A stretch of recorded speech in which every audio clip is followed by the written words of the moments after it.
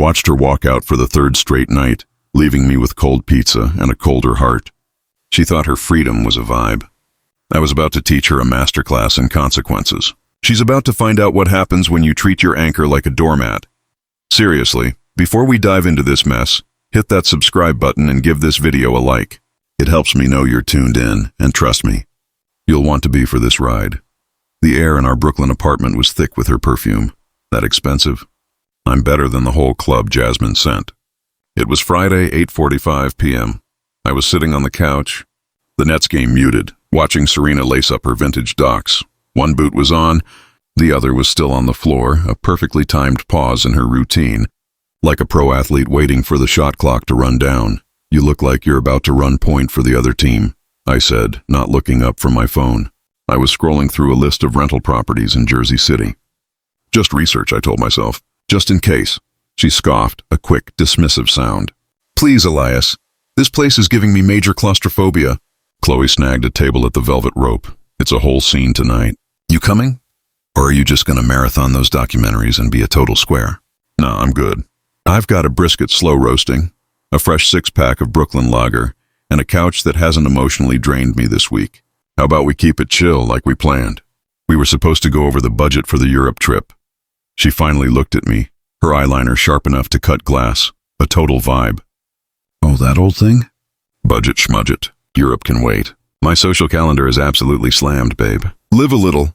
She yanked the second boot on and grabbed her tiny clutch. "It's 2 weekends in a row, by the way," I noted, my tone flat, purely transactional. "That's a pattern, not a random occurrence. We had a commitment." She didn't miss a beat. "Commitments are flexible, honey. My mood isn't. I need to pop off for a bit. Don't be a Debbie Downer." She blew a kiss that missed by a mile and was out the door in a flash, leaving the lingering scent of jasmine and a sudden silence that felt loud enough to wake the neighbors. I didn't yell. I didn't chase her. I didn't even drop my head into my hands. I just picked up my phone and deleted the Jersey City rental list. I had a better idea, a clearer idea. Serena wanted freedom? I'd give her the wide-open spaces of the Midwest prairie. I put the roast in the fridge. The game was still muted. I didn't need the noise.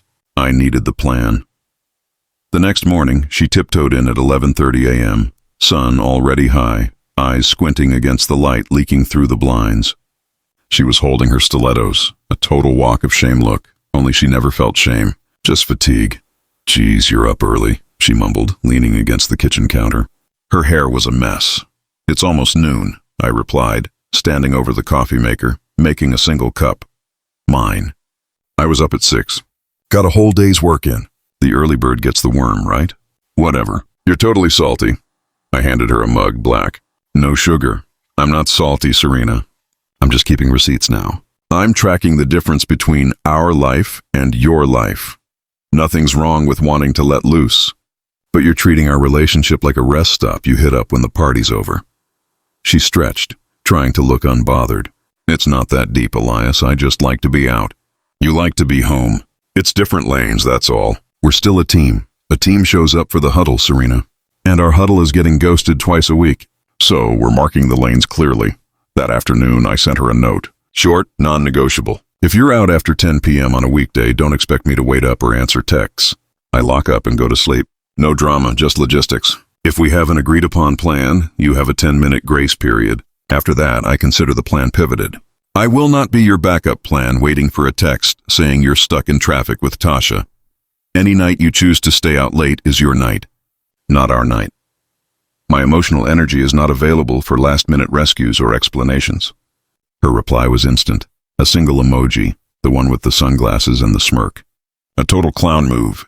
She clearly thought this was a game. A few days later, she was dressing again. Not the full club gear, but the maybe club gear outfit. A little black dress, just enough sparkle. Might head out. "Gotta hit up this new lounge," she announced, checking her profile in the hall mirror. I put my fork down, finished with my takeout pad thai. "Sounds cool. I'm hitting the garage to work on my bike. If you're home before 9:30, I'll order dessert. If not, I'm locking up and going to bed." She laughed, a sharp, nervous sound. "Chill, Captain Strict." "No need to be so extra." "I'm not extra, Serena. I'm consistent. I'm living by the policy. You don't have to like it, but you have to respect it. Otherwise, you're just disrespecting me." She left looking annoyed, but she left. That was the point. Not a fight, but an action. The next night, she showed up at my workshop unannounced. My foreman, Gabe, a guy who communicates purely through head nods and grunts, raised a massive eyebrow when she walked in with a bag from Sweet Green. "Truce lunch," she said, placing the bag on my greasy workbench. "I got you the kale bowl, no cheese." "I know." Gabe cleared his throat. "I gotta check on the hydraulics. Don't want the ceiling caving in." He vanished. A true friend. "Look, I know you think I'm dodging you," she started, crossing her arms. "I'm not. I just get this itch to go out. You know I can't be contained. I know you think I'm supposed to be waiting at home, keeping the light on. I'm not a coat rack, Serena. My value is not measured by the hour I spend waiting for you to get your fix." I opened the bowl, the kale looking suspiciously green. "You're not competing. It's two different worlds," she insisted. "Then let's make our world a priority. Saturday is ours. Every Saturday. No rain checks. Book it now." She brightened immediately. "Done. I'll plan something major. 7 p.m. sharp." 6 p.m., I countered. "If you're late, I pivot. Period." "You're so charming when you're being a tyrant about the schedule," she teased, trying to lighten the mood. "It's not a threat, Serena. It's the new calendar. I hear you're restless. I need assurance. This is the down payment on assurance." She put her hand over mine. "I got you. I hear you. I wanted to believe it." I allowed half credit. Saturday rolled around. I had the whole evening mapped out. Reservations at that little Italian joint she loves, the one with the wood-fired everything. 2 p.m. I'm dressed, looking sharp. 10 p.m. I get a text. "Babe, Chloe's SUV broke down on the FDR. Total mess. I'm helping her manage the tow truck drama. Be there in 30. Promise." I stacked the credit cards back in my wallet. The grace period was already gone. PM, another text. "Traffic is a nightmare."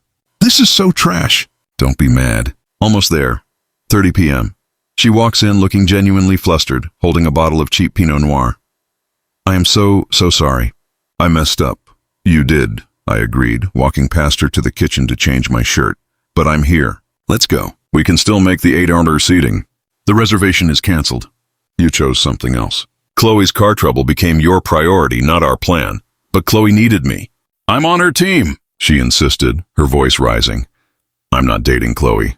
I'm with a woman who claims we're a team, and my team doesn't sideline me for a flat tire." "Team shows up, Serena." She got quiet. She knew she'd lost the point. She was already mentally scrambling for a new angle. "Okay, let's make tonight count."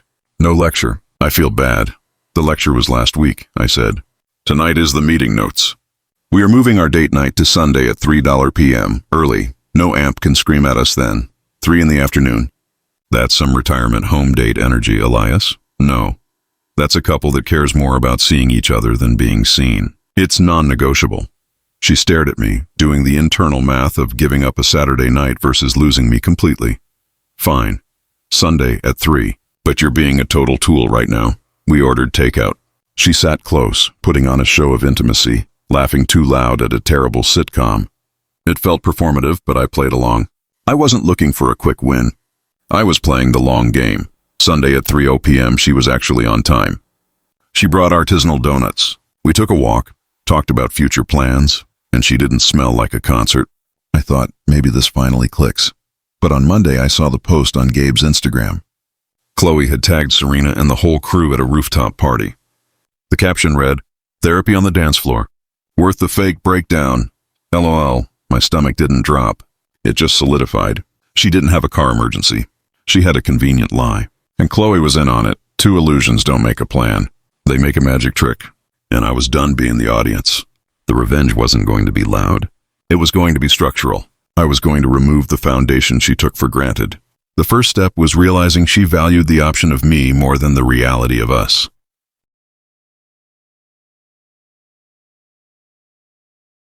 The Instagram post from Chloe, the one about the fake breakdown at the FDR, that was the nail in the coffin.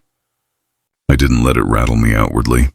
I just archived the screenshot and filed it under evidence. Serena didn't just break a rule. She treated my efforts like a punchline for her friends. That settled it. The soft boundaries were done. It was time for the hard exit, structured as a slow, deliberate revenge. I didn't confront her about the post. That was the old Elias, the guy who wanted to fight and negotiate. The new Elias operates in silence and moves furniture. Wednesday was poker night with the guys, Marcus, Ethan, and Gabe. We usually hit Marcus's place in Queens. You look too calm, boss, Gabe muttered as we were packing up my truck. Like you just bought the Yankees. Nah, just tidying up some paperwork, I said. Serena's coming, right? Alyssa and Ben's barbecue is tonight. Yeah, she said she'd keep it low-key, he replied, adjusting his baseball cap. Wore a clean t-shirt, not the sparkly armor. Progress, maybe? She's performing, Gabe. She thinks if she dials it down, I'll drop the policy. She's about to find out I'm not her audience anymore. At Alyssa and Ben's backyard, the air smelled like charcoal and high-end suburban anxiety. Serena was indeed doing the cool wife thing. She'd promised to be chill, but 30 minutes in, she was the center of a small galaxy, spinning tales about some club DJ and a drama with a velvet rope. Chloe and two new faces were hanging on her every word. Alyssa, bless her soul, sidled up to me by the grill. You look drained, Elias. Too much work? Long week, I shrugged. The chairs look good, though. I dig the new setup. Serena drifted over, plucked the beer from my hand, and took a sip. Don't let him fool you, she grinned at the group. He's secretly 80, claims he likes quiet nights, but he's just cooked. 78, and proud of it, I deadpanned. I like sleep and commitment. Bars? Those are for people with zero impulse control. Chloe laughed too loud. We gotta get you out, Elias, breaking those hips. There's a rule for that, I said mildly. I don't do rescue missions in rooms that smell like smoke machines.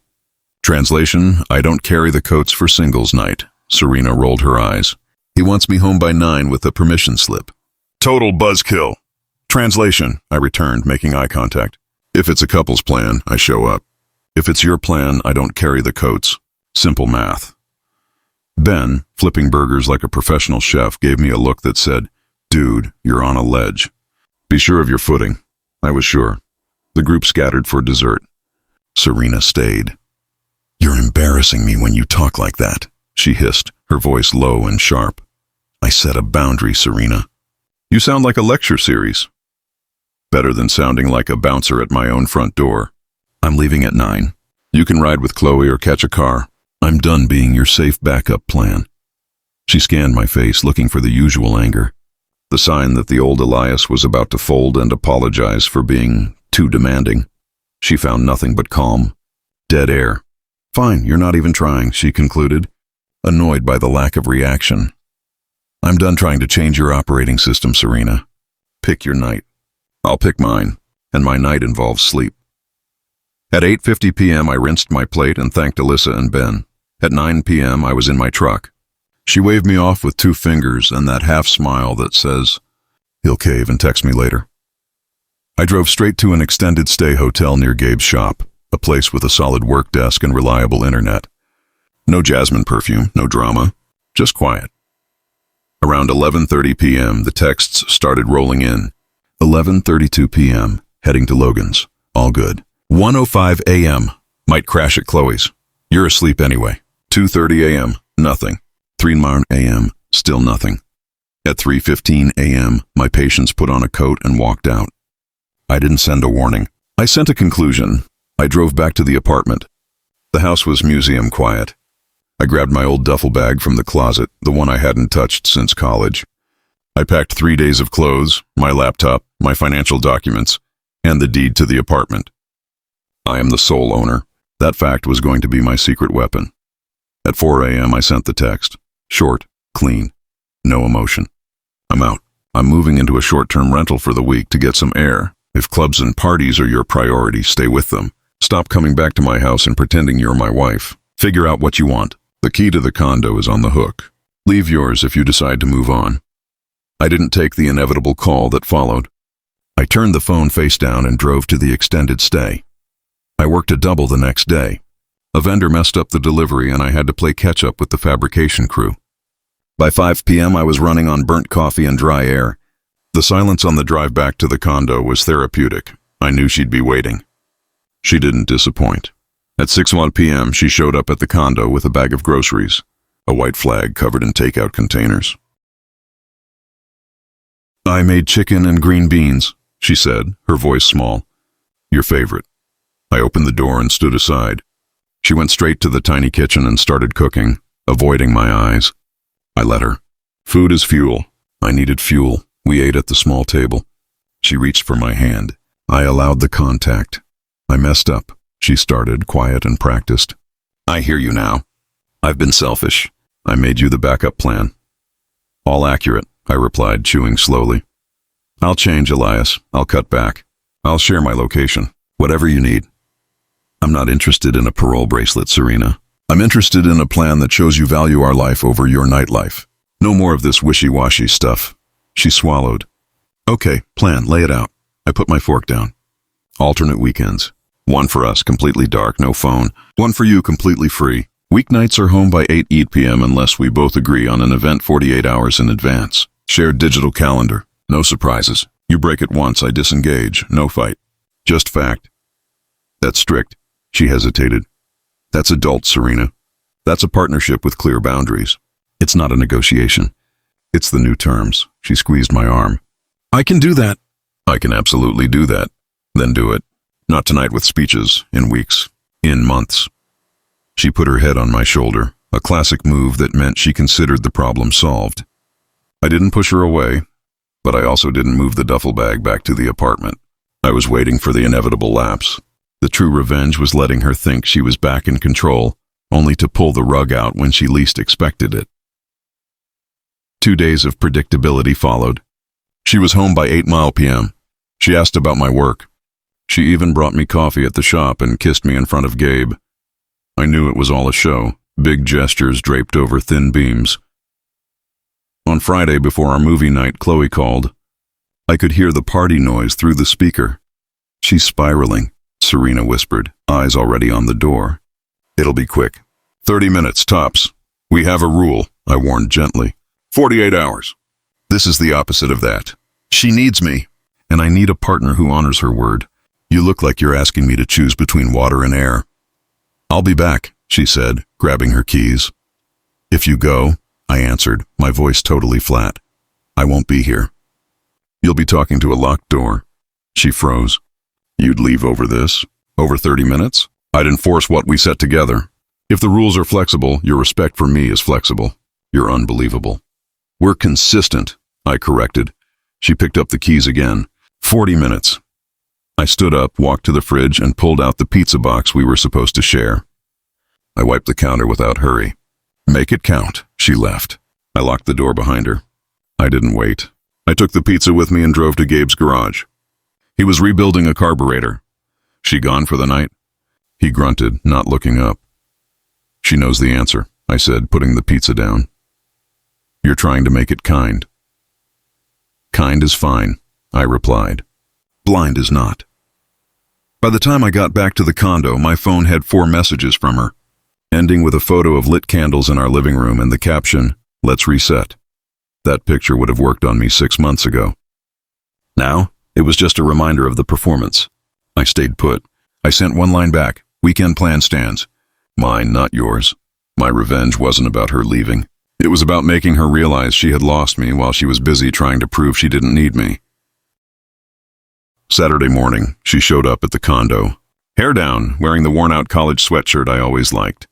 It was her version of a white flag, the I'm your chill girl, not the club girl costume. Can we please stop this, Elias? She said the second I opened the door. Her eyes were red, not from crying, but from exhaustion and pure frustration that her usual tactics weren't working. I cooked. I cleaned. I agreed to your calendar. You act like I'm a felon. I act like a man with standards, Serena, I replied, standing firm in the doorway. You broke what we agreed on, so I adjusted. I already told you the weekend plan stands. You enjoy yours. I'll enjoy mine. You're pushing me away. No, I'm stepping back from being dragged. There's a difference. You want to come with me today? It's a car show with Gabe.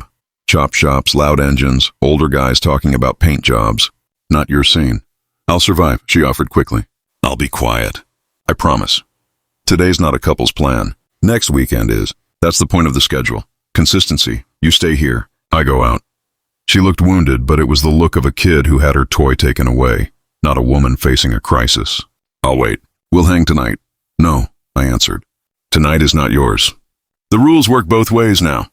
The car show was perfect. Sun was out. The hot dogs were bad. The stories were good. Gabe leaned on a fender, watching me. You going to burn the whole thing down? He asked, not unkindly. Not with fire, I said. With clarity.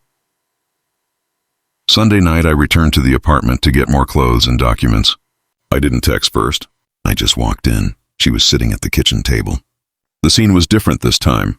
No candles, no performative cooking, just a stack of papers, our bank statements, our shared calendar, and a handwritten list of every night she'd gone out versus every night we'd spent together over the last 4 months. I did my homework, she said, her voice quiet but even. I tracked every night I went out. I tracked every time I invited you to come with me. I tracked every time you said no. I sat here for 8 hours going through it all. And what's the verdict? I am not straying, Elias. I don't talk to other men. I dance with my friends and come home. You may not like it, but don't paint me dirty. I never did, I replied, grabbing a water bottle. You hinted at it. You said, stop pretending you're my wife. That means you think I'm behaving like I'm not. I said pretending because you treat me like furniture you can ignore until you need a place to crash. Not because of who you dance near. That's a huge difference, Serena. Her face shifted, the self-defense mechanism finally cracking. That's what I needed you to say 10 days ago. I needed you to hear it before last Christmas, I returned. She pulled a tissue, twisting it between her fingers. If we're this far gone, say so. Say you want out. I stared at the list, the ink, the genuine effort she had put into the data. Somewhere under the calculation was a real woman who didn't want to lose the stage and the home. This isn't a home, Serena, I told her, my voice low and steady. It's a layover for you. You use it to recharge between your real life. She flinched. So you do want out. I want respect. If respect lives here again, maybe I stay. If it doesn't, I leave, and I won't wait under strobe lights for you to decide. I love you, she said simply, her eyes welling up. I want you. I want us. I need noise sometimes. Stillness scares me. I'm not your therapist, Serena, I answered, gentle but firm. I'm your husband. My job isn't to be ignored while you fix a mood with a speaker, she swallowed.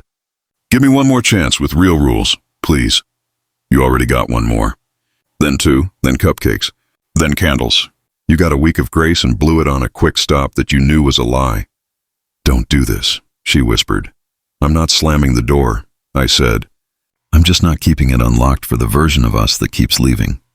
Her hands trembled. So what now? We split calendars for real, I told her. You live here. I live at the condo for a month. We meet once a week at Alyssa and Ben's place, neutral ground, to see if there's a version of us that exists without you needing to be somewhere else every night. You're moving out, she said flatly. I already did. Now I'm naming it. That's a separation. It's a test I can measure, pass or fail. No middle ground. And if I don't pass, then we stop pretending, I said. We split with dignity, not with shouting. We get a lawyer and we get divorced. You get the freedom you were chasing, and I get the peace I was denied. She pressed the tissue hard against the corner of her eye, looked up at me, and nodded once. Give me the week, Elias. I'll show up. I'll make this work. Good. Tuesday, 7 p.m., Alyssa's backyard.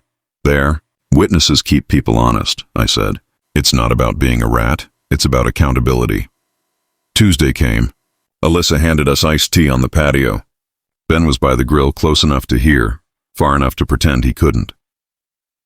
Serena chose to confess before I forced it. I went out Saturday, she started. I know I wasn't supposed to. I wanted to prove I could stop after 2 hours. I did. I came home at 10. I was proud of myself. Gold star, I said dryly. It matters to me, she pushed back. And it matters to me that we made a rule and you broke it to test your own willpower.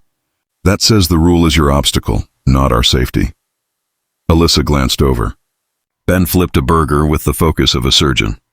Serena leaned forward. I hear how that sounds, I do. But I did come home. And I wasn't there, because the rule works both ways. My life doesn't stop because your schedule is a hot mess. She turned to Alyssa. Can I talk to him alone? Stay, I told our hosts, not unkindly. If this keeps turning into private edits, nothing changes. Serena looked like she might explode. Then she deflated. I love my nights, she said quietly. They make me feel young, alive, not boring. You've never been boring, I told her. You just got bored at home and blamed the room instead of yourself. So what do you want from me? A script, a bedtime?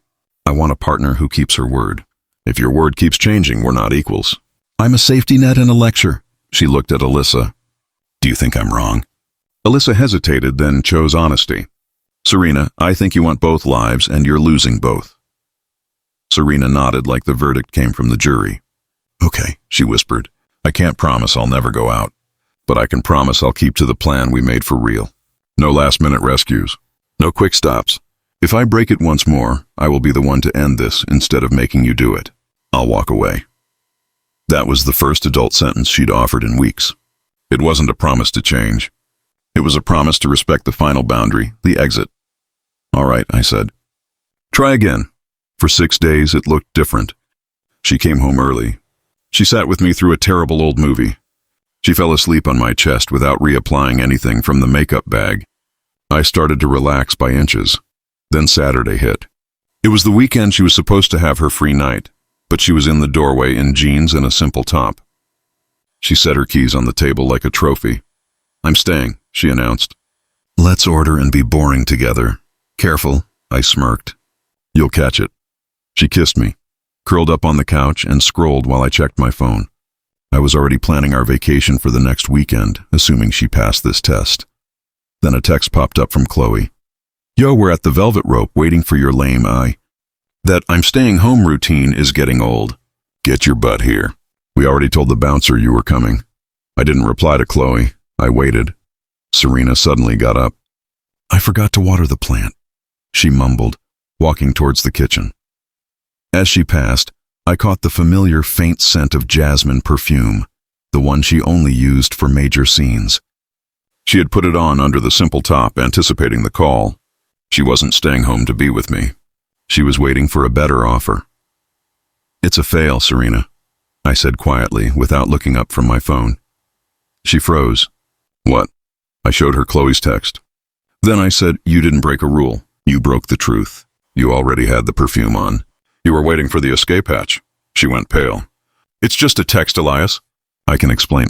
I'm done with explanations. You said if you broke the agreement once more, you would be the one to end this. That was your final adult sentence. I'm holding you to it. I stood up. I didn't raise my voice. I didn't pack anything. I just walked to the table, picked up the keys she had set down, and put them on the counter. I'm going back to the condo. You live here. Call the lawyer on Monday. You wanted the freedom, Serena. You finally have it. Enjoy the quiet. I left. She didn't follow. She didn't call. I had taken the only thing she valued more than her freedom, the option to return. The ultimate revenge wasn't leaving her homeless. It was leaving her with the realization that she had successfully pushed away the one person who gave her stability, only to be left with the very noise and chaos she claimed to need. And now she had to face it all alone.